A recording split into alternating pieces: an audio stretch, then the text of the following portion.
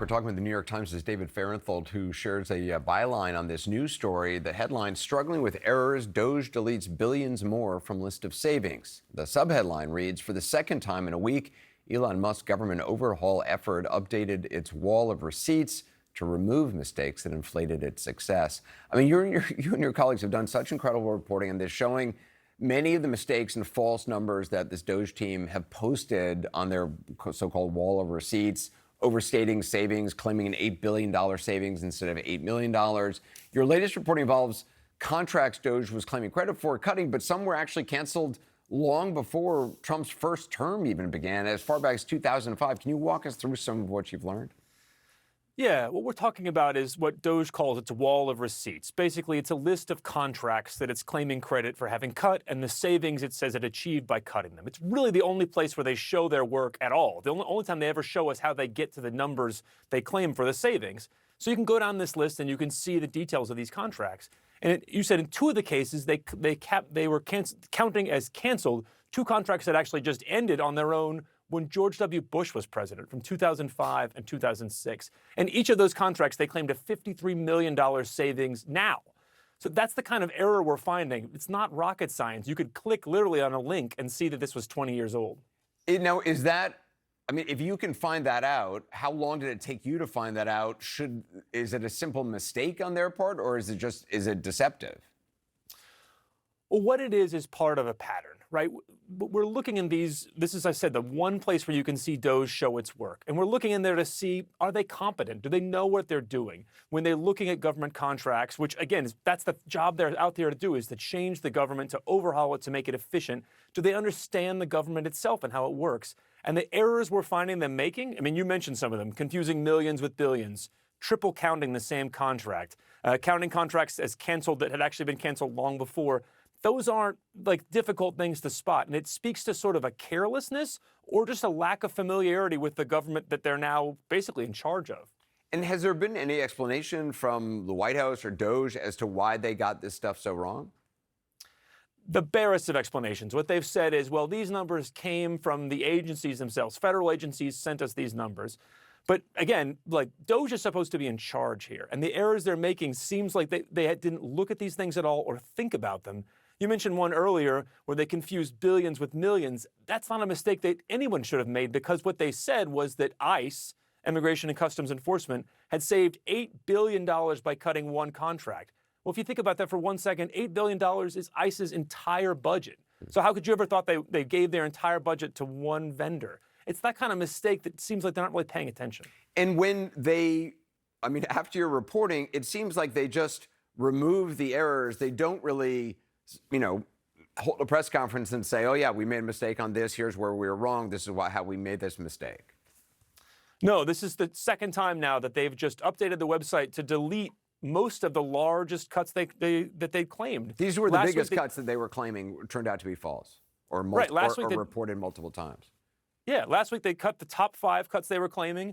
Just last night, they cut 5 of the top 7 cuts they were claiming. So these aren't little things with a few dollars. These are billions and billions of dollars that just vanish off their website, and again, with no explanation.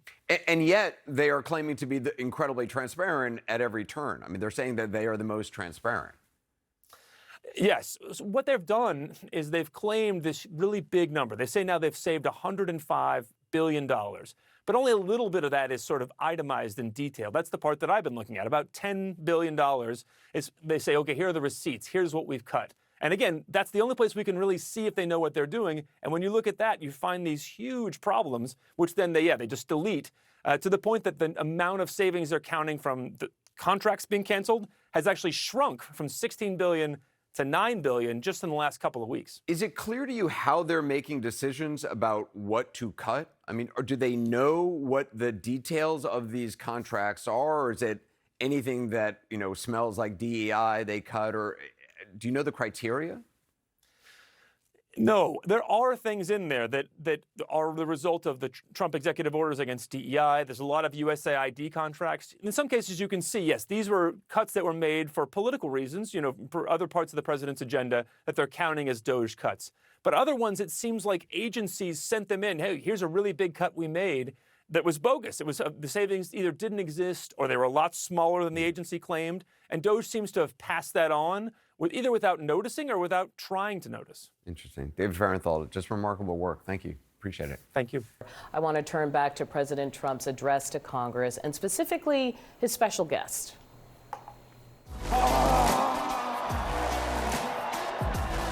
This is the chainsaw for bureaucracy. Elon Musk, the man with the chainsaw, is expected to get a lot of attention tonight. A source within the White House tells CNN that the president will highlight Musk as an example of how his administration is already changing Washington. Their sweeping cuts to the federal workforce aren't exactly winning everyone over. According to a CBS News YouGov poll, 86% of Democrats disapprove, while 87% of Republicans approve of agency staff cuts. God anoints people. He's anointed President Trump. So if Elon Musk wants to cut trillions of dollars out of this budget, and if my family has to tighten our belt and not go on vacation because of it, I'm down with that.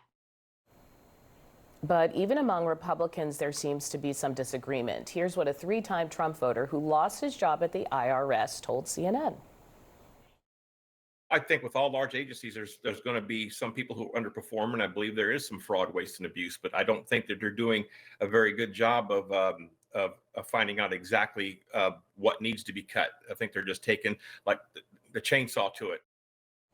Joining me now to discuss, podcast host and CNN contributor Kara Swisher. Good morning, Kara. I know you've covered how you doing? Elon Musk for a long time. People are going to wonder what he's wearing, where he's sitting. But what do you think is significant about him being at this speech? Well, because they keep trying to focus on him, which is really interesting. I mean, President Trump is doubling down on that Elon's the answer for him, especially with all this performative stuff around chainsaws and, the world's richest man. And he comes in and takes over cabinet meetings or press conferences. So I don't know, maybe he'll be standing next to him on the podium in that regard. He's very close to Trump, obviously. What do you think about the way Democrats have been trying to talk about it? I also know there's been like a lot of protests at Tesla factories and things like that. Do you think anything is actually resonating? It may resonate, and I do think the numbers for Musk are so different than Trump, which is really quite striking. As I've said many times, he's the heat shield for Trump on this stuff, and he's willing to take it. I don't think people overall like this guy. They don't also like the idea of an unfettered billionaire doing what he wants with a chainsaw. It does. I mean, the visuals are really strange. It's like, I'll just cut everyone no matter what they do. And I think that last person you just noted said that. But we'll see. I mean, people, again, he's a heat shield for Donald Trump, and in that regard, it's working. I remember we've been talking in the past, and you thought that their relationship kind of could expire, that there are two people with big egos used to being in charge. What are you thinking now, though, as you see them? I don't actually.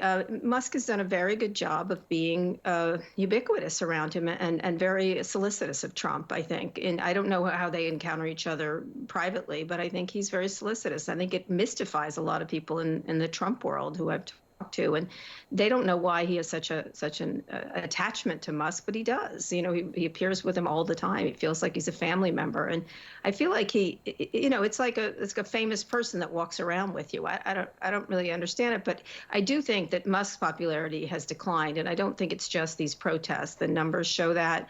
I think the numbers at all his companies are doing it, but again, he doesn't mind taking the heat for Trump for some reason.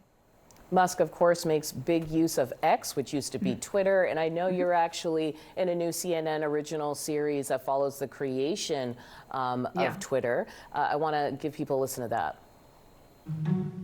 When people are building products, when people are building features, there's this analogy that I use, which is an engineer comes to you and they're like, I've made the perfect kitten. It doesn't need food, doesn't need water.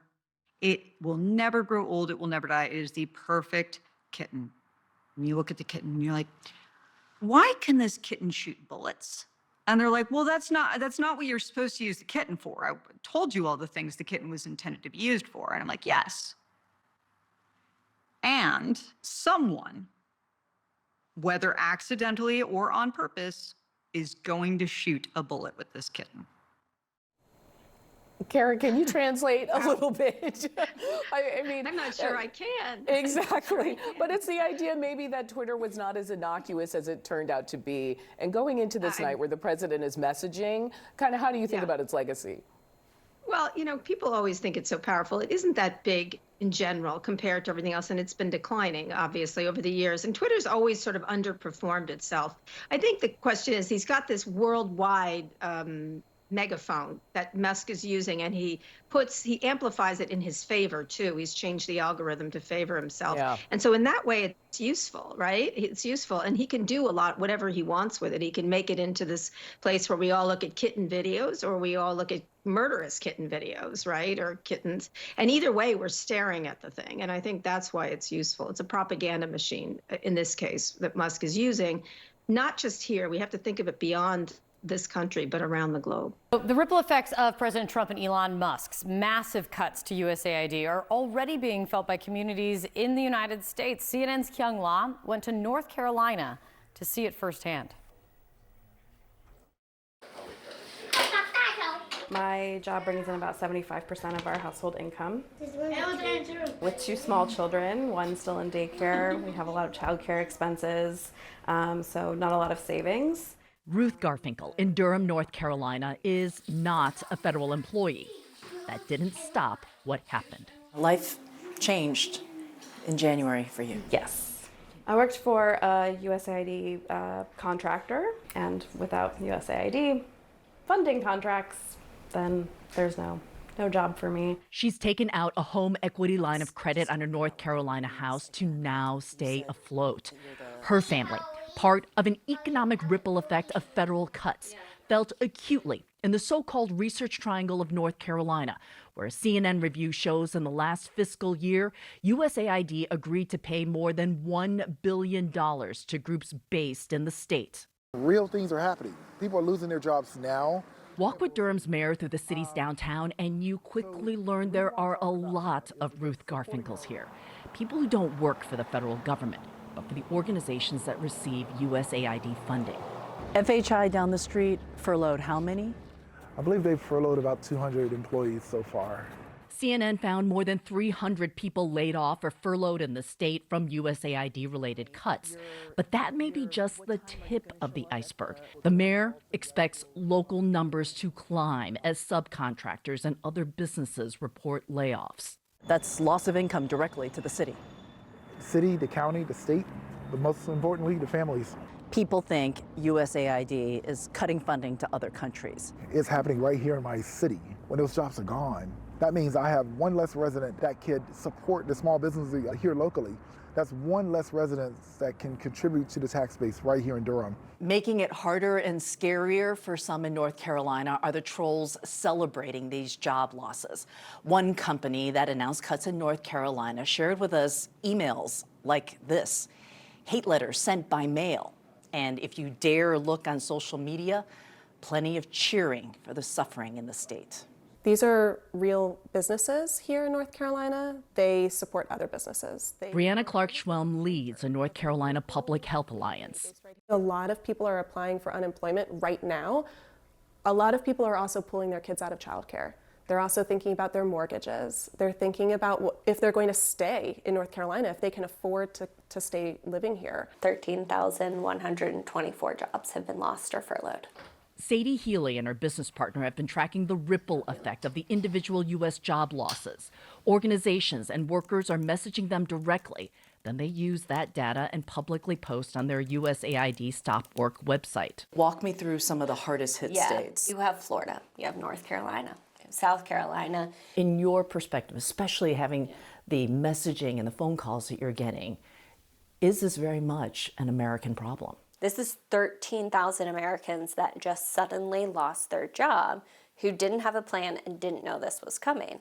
So maybe they have some savings, but you make cuts and that's going to affect your local economy. I can chat with somebody kind of. Healy and her partner Meg McClure forecast that if all active USAID contracts and grants are cut, the groups based just in North Carolina could lose more than $2 billion.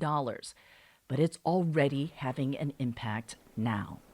I'd like them to know that They are harming ordinary people, and it's really short-sighted and frankly cruel. Elon Musk and his Doge team might be getting a helping hand from AI right now to push the purge even faster of the federal workforce. CNN is new reporting that the team is using artificial intelligence to help make these cost-cutting decisions, but that is also now raising fresh security concerns. CNN's Claire Duffy has us reporting. She's here with us now. Tell us more about what you've learned. Yeah, Kate, so there have been a number of these reports that Doge is either using or considering using AI as part of its way of speeding up these cuts to federal programs, federal staff. And so I wanted to talk with AI experts, technology experts about the potential risks here, because of course we know that AI can have efficiency benefits. Right. That, you know, it can process lots of data very quickly, but AI experts also say that there are serious risks here. For example, we know that AI can be biased, and that could affect who is getting hired and fired. You know, there was one report from Wired that said that the Doge team was looking at using AI to evaluate those responses to the request for 5 bullet points asking what federal employees had done last week. One expert telling me that if there is a very talented federal worker for whom English is not their first language, that email could be ranked lower than other workers who, you know, do speak English fluently. Those kinds of issues we could be seeing here. Experts also said that depending on how it's used, AI could introduce serious security risks to sensitive government data, personnel information. And really the big question here is how much human oversight is there? How many humans are looking at the responses, paying attention to what kinds of data is getting fed into these systems? I spoke with Amanda Renteria. She's CEO of Code for America, which is a nonprofit that works with government agencies to implement new technologies. And she said you can't just train an AI tool in a system that you don't know very well, because government systems are older. Oftentimes you can't just deploy a new technology on it and expect to get the right results. Now, I should say that we asked Doge about this, what systems they're using, how they're using them, and they did not respond. I was going to say, if you had gotten a response, you have buried the lead, because no one's getting a response to any inquiries into Doge. But what they raised there is really interesting, how AI is great, but you got to know the system you're implementing this in before you can do it. And we know that the Doge team does not. We know that Elon Musk does not. That's what he says. When we make mistakes, we'll correct them, with clearly varying degrees of success in that. Thanks, Claire. Great reporting. The Social Security Administration could be next for Elon Musk and his Doge chainsaw, and he's rattling many of the nearly 70 million people who depend on those monthly checks. I mean, the government's one big pyramid scheme, if you ask me. Yeah, well, you can tell me better than anybody. Social Security is the biggest Ponzi scheme of all time. Right, explain that. Oh, so, well, people pay into Social Security, and the money goes out of Social Security immediately, but the obligation for Social Security is your entire retirement career. The agency plans to start by slashing around 17,000 jobs. Former Social Security Chief Martin O'Malley, who we should note is a Democrat, delivered this warning in an interview with CNBC. Ultimately, you're going to see the system collapse and an interruption of benefits. I believe you will see that within the next 30 to 90 days. Ahead of any interruption in benefits, people should start saving now. 7,000 jobs, sorry about that. So first I want to, A, correction, 17,000 jobs. But B, I want to ask about the messenger here. Because having it on Joe Rogan is directly injecting it into the veins of the mainstream sort of reporting system. And is that message going to reach the voters they want it to? Well, or do they want it to, actually? Like, is Elon Musk getting ahead? I think that this is going to be a political problem for this president and the administration, because... Just talking about Social Security, yes, or the Musk jumping in? Both, Yeah. both the message and the messenger. Yeah. Because this is the most politically strong argument that Democrats have. It's one thing to talk about the threat of a constitutional crisis, or the threat of or the erosion of democracy, as we heard Democrats more vague. talk so much about on the campaign trail. But this is your grandmother is not going to be able to access the services that she needs to get her Social Security. So you guys, does it work for you to say to said grandmother, listen, Social Security is a Ponzi scheme? That's what Elon Musk says. Yeah, look, there are 3 American values: mom, apple pie, and not messing with Social Security. And it's the kind of thing that, again, when we talk about these abstract issues all the time, people don't really have their heads around. Social Security is one. Now, look, that does not change the immense popularity both Joe Rogan and Elon Musk have with a huge swath of the population. But when you start getting into things that affect people, getting back to our last segment, there are, until people start feeling something at their pocketbook, it's just hard to get their heads around. What do you make of this messenger and the message? Is this someone who's getting out ahead of the president? Is this someone doing it because they want to plant the seeds and they want to do it within the grassroots? Well, but the president has said he's not going to cut Social Security. That has been a key promise. Yeah, more than once. So hold on. I think we actually have some clips of him doing that on the campaign trail.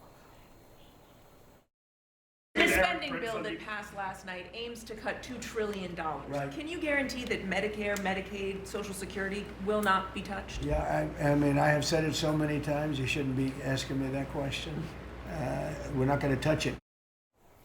And I was wrong. That was actually just 2 weeks ago. So if he goes out and says it, I said it so many times, and then Musk goes out and says, well, actually.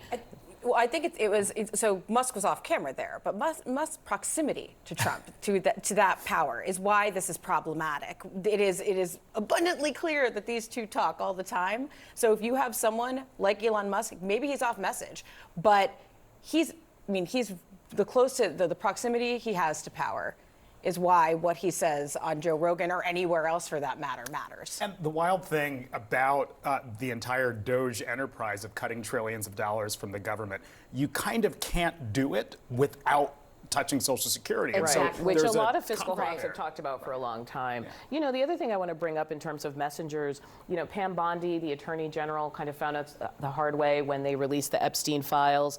And Stephen Miller in the White House actually gave all these binders to right-wing influencers. And then everyone sort of said, what was that? There was nothing in there. And people were angry. Can you bypass the regular system, right, media, et cetera, in the governing phase? It's one thing to do it in the campaigning phase. What's it like doing it now? That's a really good question, Audie. I guess we will see. They have to keep this channel of communication open with their audience, and they are going to those places. But it isn't the same. People expect results. Yeah, and also like Andrew Tate coming back to the U.S., there's obviously some voices they want to keep energetic and powerful because of their communities. Yeah. And particularly to the Pam Bondi thing, there's some great reporting from Paula Reed and Hannah Rabinowitz here at CNN just in the last day about the fact that the Justice Department sidelined its career communications people in favor of this sort of influencer-focused approach that's at odds with how the government does its work. You need expertise, and no matter how popular these folks are, they can't run government.